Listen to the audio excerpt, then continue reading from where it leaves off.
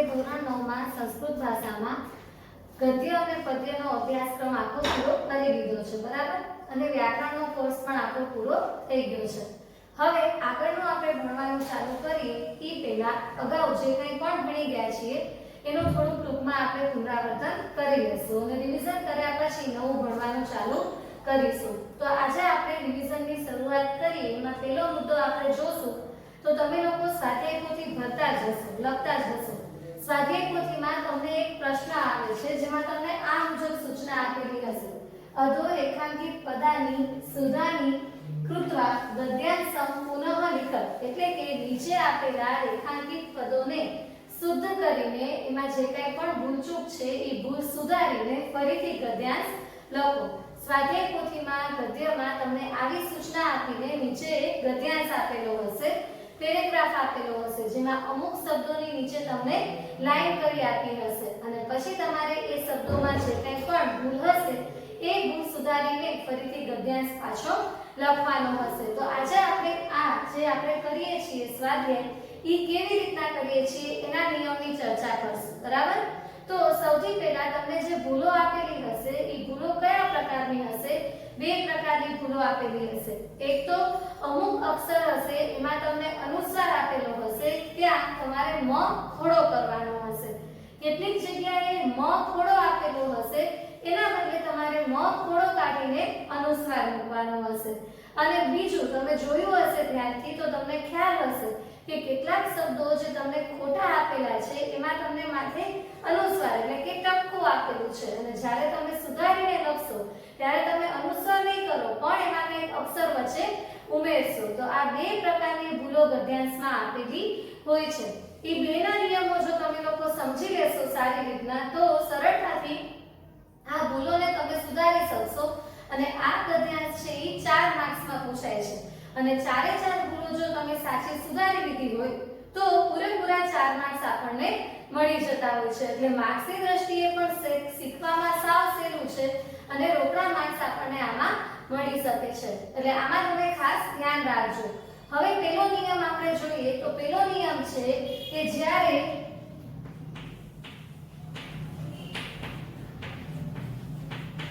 કોઈ પણ શબ્દ પછી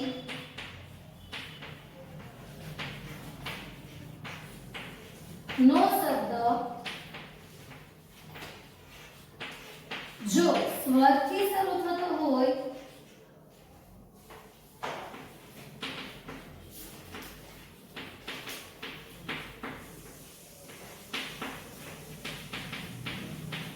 તો પેલા શબ્દની ઉપર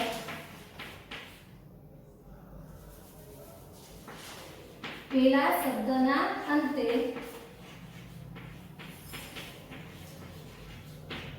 મ ખોડો મૂકવામાં આવશે.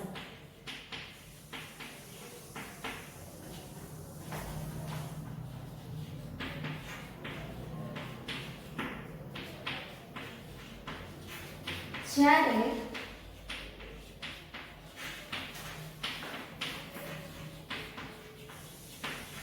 કોઈ પણ શબ્દ પછીનો શબ્દ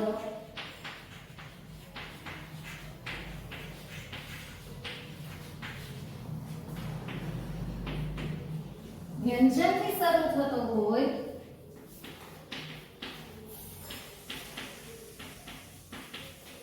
તો પેલા શબ્દને અંતે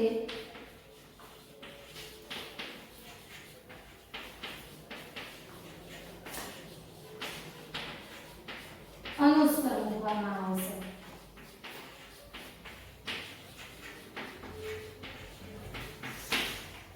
આ નિયમોની નોંધ તમે લોકો સંસ્કૃતના ચોપડામાં લખી લેજો.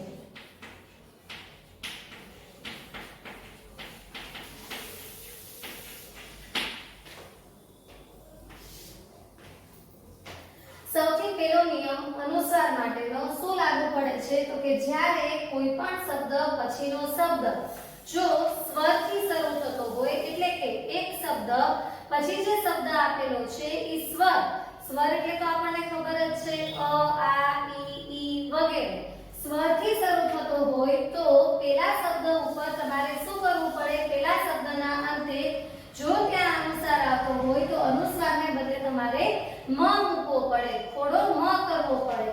અને જો એ શબ્દ પછીનો શબ્દ છે એ વ્યંજનથી શરૂ થતો હોય તો વ્યંજનથી શરૂ થતા શબ્દ પહેલાના શબ્દની અંતે અનુસ્વાર મૂકવામાં આવે છે. જ્યારે પણ તમે ગદ્યાંશ છે એની નીચે રેખાંકિત કોઈ પણ પદ આપેલું હોય તો તમારે જોવાનું કે એ રેખાંકિત પદ છે એમાં શું આપેલું છે, મ ખોડો આપેલો છે કે અનુસ્વાર આપેલું છે. મ ખોડો આપેલો હોય તો એના પછીનો શબ્દ જોવાનો કે અહીંયા મ ખોડો આપેલો છે અને પછીનો શબ્દ છે ઈ વ્યંજનથી શરૂ થાય છે. તો જો પછીનો શબ્દ વ્યંજનથી શરૂ થતો હોય તો આપણે મ ખોડો રાખી શકીએ નહીં. એના બદલે આપણે શું કરવું પડે, ત્યાં અનુસ્વાર કરવો પડે. અને જો તમને અનુસ્વાર આપેલો છે અને પછીનો શબ્દ છે ઈ સ્વરથી શરૂ થાય છે તો જો સ્વરથી શરૂ થતો હોય તો અનુસ્વારના બદલે તમારે ત્યાં મ ખોડો કરવો પડે. તો સૌથી પહેલા જ્યારે પણ તમે ગદ્યાંશ આવે આ પ્રકારનો ત્યારે પેલું જોવાનું કામ ઈ જ કરવાનું કે જે રેખાંકિત શબ્દ આપેલો છે એમાં જો અનુસ્વાર છે તો ઈ જોવાનું કે પછીનો શબ્દ છે ઈ કેનાથી શરૂ થાય છે, સ્વરથી કે વ્યંજનથી. વ્યંજનથી થતો હોય તો અનુસ્વાર બરાબર છે, પણ જો એ શબ્દ સ્વરથી થતો હોય તો તમારે અનુસ્વારને કાઢીને એના બદલે ત્યાં મ ખોડો કરવો પડશે. અને જો મ ખોડો આપેલો છે અને પછીનો શબ્દ છે ઈ વ્યંજનથી શરૂ થાય છે તો તમારે મ ખોડો છે ઈ ત્યાંથી દૂર કરવો પડશે અને એના બદલે ત્યાં અનુસ્વાર મૂકવું પડશે. જો આનું એક ઉદાહરણ જોઈએ.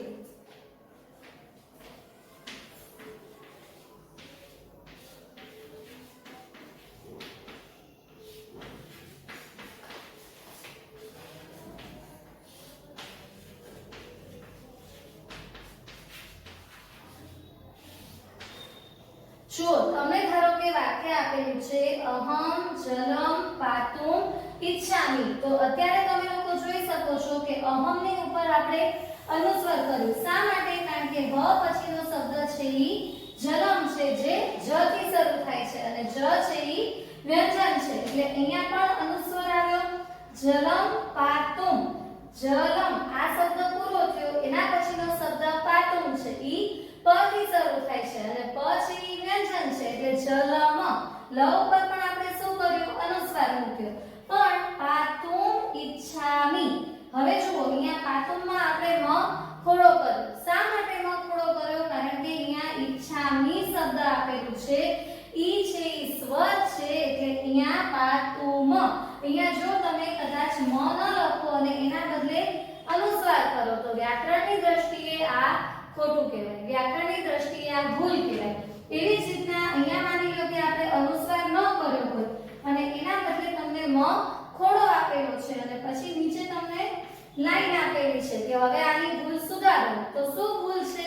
તો કે ભાઈ અહમ જલમ, અહીંયા જ આવે છે એટલે તમે મ ખોડો લખી શકતા નથી. એના બદલે તમારે શું કરવું પડે છે? અહીંયા માથે અનુસ્વાર મૂકવો પડે છે. તો અહમ પછી જલમ છે એટલે અહીંયા અનુસ્વાર આવ્યો, જલમ પછી પાતુમ છે એટલે અહીંયા પણ અનુસ્વાર આવ્યો અને પાતુમ ઈચ્છામિ અહીંયા આપણે અનુસ્વાર નથી મૂકતા. શા માટે? કારણ કે ઈચ્છામિ શબ્દ ઈ થી શરૂ થાય છે અને ઈ છે ઈ સ્વર છે એટલા માટે મ ખોડો જ કરવો પડે, અહીંયા અનુસ્વાર આવે નહીં. તો પેલો નિયમ ઈ થયો કે જે શબ્દ પછી સ્વર આપતો હોય તો એ શબ્દના અંતે મ ખોડો મૂકવાનો અને જે શબ્દ પછી વ્યંજન આવતું હોય તો ઈ વ્યંજન છે એટલા માટે આગળના શબ્દ ઉપર છેલ્લે આપણે અનુસ્વાર મૂકવાનો. બરાબર? આ ગદ્યાંશની ભૂલો સુધારવાનો પહેલો નિયમ છે.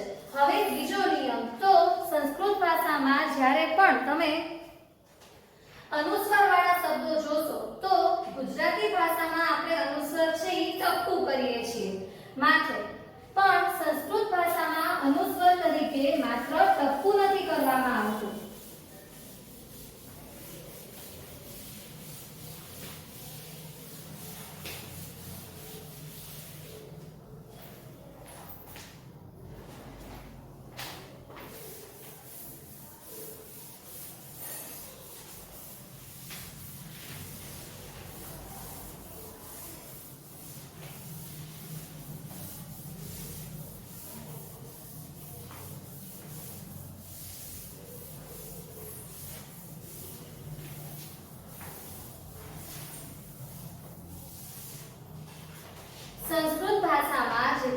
પણ વ્યંજનો છે ઈ વ્યંજનોના ચાર ચાર અક્ષરના સમૂહ બનાવવામાં આવ્યા છે. ચાર અક્ષર પછી પાંચમો અક્ષર જે આવે છે એ પાંચમા અક્ષરના સમૂહનો અનુનાસિક કહેવાય છે. ચાર અક્ષરનો વર્ગ અથવા તો સમૂહ અને એનો જે પાંચમો અક્ષર છે એનો અનુનાસિક છે. જો આ પ્રમાણે જેમ કે ક ખ ગ ગ ચાર અક્ષર થયા. એના પછી આવશે અંક ક ખ ગ ગ અને એનો અનુનાસિક સ્વર થયો અંક. પછી ચ છ જ ઝ ચાર અક્ષર અને એનો અનુનાસિક સ્વર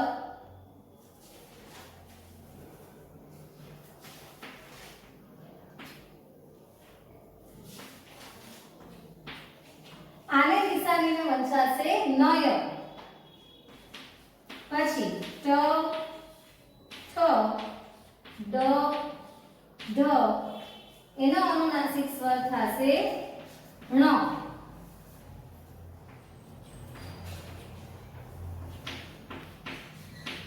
ત થ દ ધ અને એનો અનુનાસિક સ્વર ન.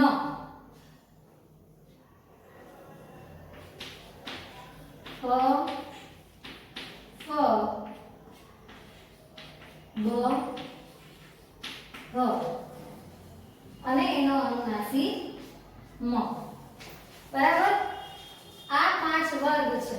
આ વર્ગને કહેવાય ક વર્ગ, ચ વર્ગ, ટ વર્ગ, ત વર્ગ અને પ વર્ગ. બધાયના ચાર અક્ષર પછીનો પાંચમો અક્ષર જે આવશે એનો અનુનાસિક કહેવાશે. હવે આ અનુનાસિક આ સિવાયના જે વ્યંજન છે આપણા એને અનુનાસિક નથી હોતા. આટલા જ વર્ગ વ્યંજનો છે એનો અનુનાસિક વ્યંજન છે. હવે આ અનુનાસિકનો ઉપયોગ કેવી રીતે કરવાનો? તો કે જે અક્ષર ઉપર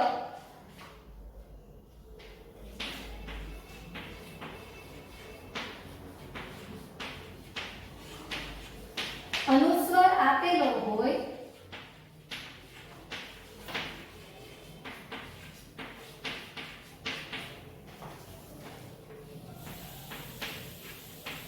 એના પછીના અક્ષરનો અનુનાસિક મૂકવો.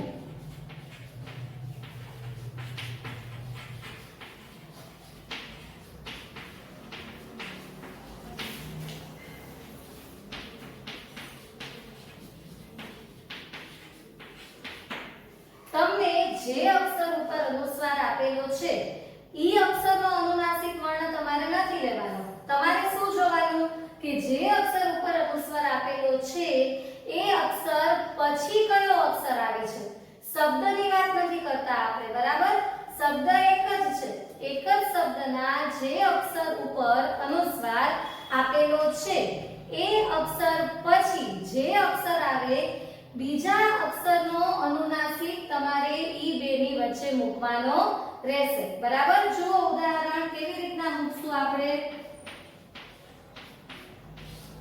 તો આપણને શબ્દ આપેલો છે ગંગા. તો જુઓ અનુસ્વાર કોની ઉપર છે? ગ ઉપર છે. પણ આપણે ઈ વસ્તુ ધ્યાનમાં લેવાની નહીં. આપણે ઈ જોવાનું કે ગ ઉપર અનુસ્વાર છે એના પછીનો અક્ષર કયો? તો કે ફરીથી ગ. ગ છે એ કયા વર્ગમાં આવે છે? પેલા વર્ગમાં આવે છે. એનો અનુનાસિક શું થાય? અંક થાય. તો હવે આપણે અહીંયા વચ્ચે મૂકવું પડે અંક. તો તમે આ પ્રમાણે આ ગ અને ગંગા એમાં જે ગા છે એ બેની વચ્ચે અનુનાસિક ગોઠવવાનો છે. તમે આમ લખો તો એ ચાલે અને આમ ન ફાવે ને તમે આમ લખો તો એ ચાલે. બે રીતના તમે લખી શકો છો. જોડીને પણ લખી શકો છો અને આવી રીતના અલગ પાડીને પણ લખી શકો છો. પણ જે અક્ષર ઉપર અનુસ્વાર છે ઈ અક્ષરના વર્ગને નથી લેવાનું. એના પછીના અક્ષરના વર્ગની નિશાની તમારે લેવાની છે. એનો જે અનુનાસિક છે એ તમારે લેવાનો છે। તો જે પેલો નિયમ છે એ તો સાવ સરળ છે, બરાબર, કે જે શબ્દ પછી સ્વર હોય તો મ ખોડો અને વ્યંજન હોય તો અનુસ્વર, એટલે ઈ નિયમમાં કાંઈ યાદ રાખવાનું કે પાકું કરવાનું નથી। નિયમ સારી રીતના યાદ રાખી લ્યો એટલે તમે સરળતાથી એનો ઉપયોગ કરી શકો છો।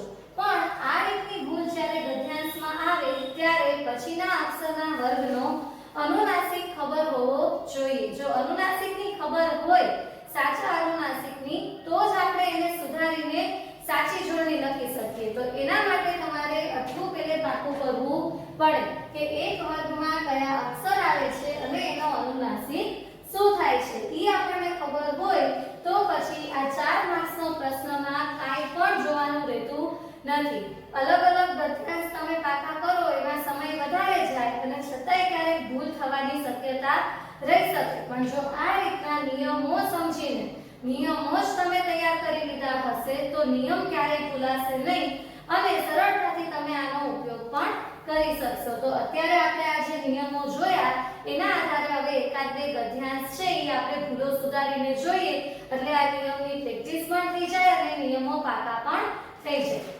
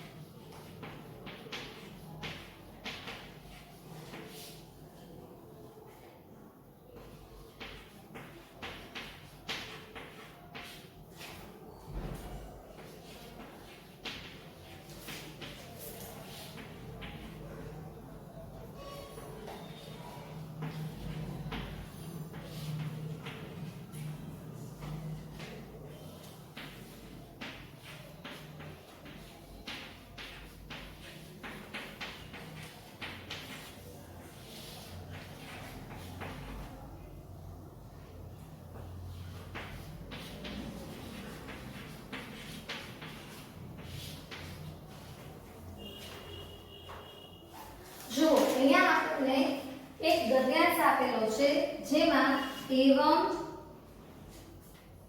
અહમ,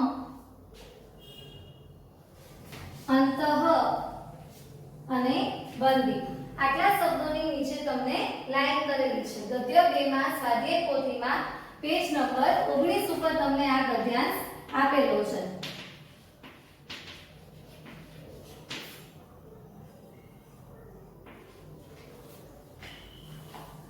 અહીંયા તમને ગદ્યાંશમાં 4 શબ્દોની નીચે લાઈન આપેલી છે અને સૂચના પણ આ મુજબ જ આપેલી છે કે નીચે આપેલા ગદ્યાંશમાં રેખાંકિત પદોને સુધારીને ફરીથી ગદ્યાંશ લખો।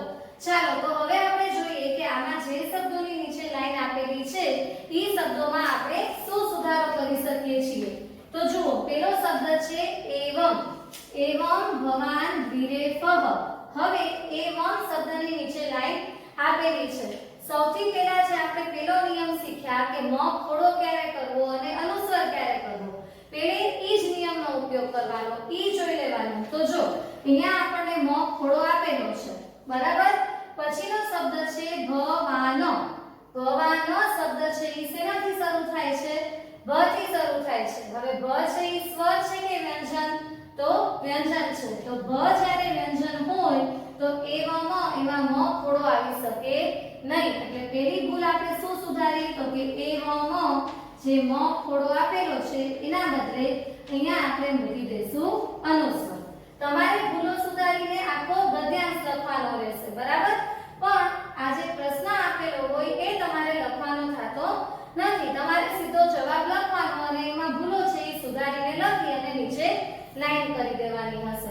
પેલી ભૂલ આપણે સુધરી ગઈ એવમ મ ખોડો હતો પણ ભવાન શબ્દ વ્યંજનથી શરૂ થતો હોવાને કારણે મ ખોડો આપણે કાઢી અને એના બદલે મૂકી દીધું અનુસ્વાર. પછી બીજું આપણને અહમ આપેલું છે. અહમ એમાં પણ આપણને મ ખોડો આપેલો છે. પછીનો શબ્દ જોઈએ તો પછીનો શબ્દ છે સૂર્યઃ. હવે સૂર્યઃ સ થી શરૂ થાય છે, સ્વર નથી પણ સ છે ઈ વ્યંજન છે. તો બીજી ભૂલે આપણે સુધરી ગઈ કે અહમ એમાં મ ખોડો છે ઈ નીકળી જાય અને એના બદલે હ ઉપર આપણે મૂકવું પડે અનુસ્વાર. શા માટે અનુસ્વાર મૂકવો પડે? કારણ કે પછીનો શબ્દ સૂર્ય છે અને ઈ વ્યંજનથી શરૂ થાય છે. હવે પુષ્પસ્ય અંતઃ. અંતઃ શબ્દની નીચે લાઈન આપેલી છે પણ તમે જોઈ શકો છો કે અહીંયા ક્યાંય આપણને મ ખોડો આપેલો નથી. એનો અર્થ એ થયો કે પેલો જે બે ભૂલો આપણે સુધારી ઈ નિયમ અહીંયા લાગુ પડશે નહીં. તો શું કરવાનું? તો હવે જુઓ કે અંતઃ અ ઉપર અનુસ્વાર આપેલો છે, જોડણીની ભૂલ છે એ સુધારવી પડશે. તો અ ઉપર આપણને અનુસ્વાર આપેલો છે, અ તો રહેવા જ દેવાનો છે. અનુસ્વાર જે છે એના બદલે તમારે અનુનાસિક વર્ણ મૂકવો પડે. પણ કોનો મૂકવો પડે? તો અ ઉપર અનુસ્વાર છે એના પછીનો અક્ષર છે ત. તો ત વર્ગનો અનુનાસિક અહીંયા અ અને ત ની વચ્ચે આવે. ત વર્ગ આવ્યો ત થ દ ધ અને એનો અનુનાસિક છે ન, એટલે આપણે અહીંયા લેશું ન. અંતઃ ન ખોડો છે એટલે આપણે અહીંયા ન અડધો લઈએ છીએ. અડધો અને ખોડો ઈ સરખો થાય કે જેમાં સ્વર ઉમેરવામાં આવ્યો નથી. એટલે અંતઃ શબ્દ છે ઈ સાચો આ રીતના લખાશે. એની જોડણીની ભૂલ ઈ છે કે અહીંયા આપણે અનુસ્વાર મૂક્યો છે જ્યારે ખરેખર અનુસ્વાર ન આવે પણ શું આવે? અનુનાસિક સ્વર, અનુનાસિક વર્ણ આવે. એટલે અહીંયા અંતઃ એના બદલે સાચો શબ્દ થશે અંતઃ. અને છેલ્લું બંદી. તો બંદીમાં પણ મ ખોડો ક્યાંય આવતો નથી. મ ખોડો ક્યાંય આપેલો નથી એટલા માટે બીજું જોઈએ તો બ ઉપર અનુસ્વાર પછીનો અક્ષર દ. દ છે ઈ પણ શેમાં આવે છે? ત વર્ગમાં આવે છે. તો એનો અનુનાસિક થશે ન. તો ન વચ્ચે મૂકી દીધો, શબ્દ બનશે બંદી. પહેલા આપણે અનુસ્વાર હતો જે ગદ્યાંશમાં આપેલો હતો એની નીચે રેખા કરેલી હતી એને આપણે સુધારીને આ પ્રમાણે લખી શકીએ છીએ. તો સૌથી પહેલા એવમની ભૂલ શું? તો કે એવમ પછી વ્યંજનથી શરૂ થતો શબ્દ છે એટલા માટે મ ખોડો નીકળી જાય અને અનુસ્વાર આવી જાય. અહમ એની ભૂલ શું? તો ઈ જ અહમ પછીનો શબ્દ સૂર્ય વ્યંજનથી શરૂ થાય છે, મ ખોડો નીકળી જાય અને અનુસ્વાર આવી જાય. અંતઃ શબ્દમાં મ ખોડો ક્યાંય આવતો નથી એટલા માટે અંતઃની જોડણી જ ખોટી છે એ સુધારવી પડે. અ ઉપર અનુસ્વાર એટલે પછીના અક્ષર ત ના વર્ગનો અનુનાસિક ન વચ્ચે લેશું અને એને સાચી રીતના લખશું. એવી જ રીતના બંદી. બંદીમાં પણ બ ઉપર અનુસ્વાર પછીનો અક્ષર દ.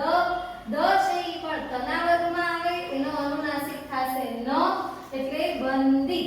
આ પ્રમાણે આપણે લખશું. તો આ રીતના કોઈ પણ ગદ્યાંશ આપેલો હશે એ ગદ્યાંશની ભૂલો તમે સુધારી શકો છો. ગદ્યાંશ વધારે છે જ્યારે નિયમ માત્ર બે છે. એક તો આગળનો નિયમ મ ખોડો ક્યારે કરવો અને અનુસ્વાર ક્યારે કરવો ઈ યાદ રાખી લો અને માત્ર આ વ્યંજનોના વર્ગ અને એના અનુનાસિક વર્ણ યાદ રાખી લો એટલે સરળતાથી 4 માર્ક્સનો ગદ્યાંશ તમે સુધારી શકો છો. તમને સ્વાધ્યાય પોથીમાં આવા બીજા ગદ્યાંશ આપેલા છે.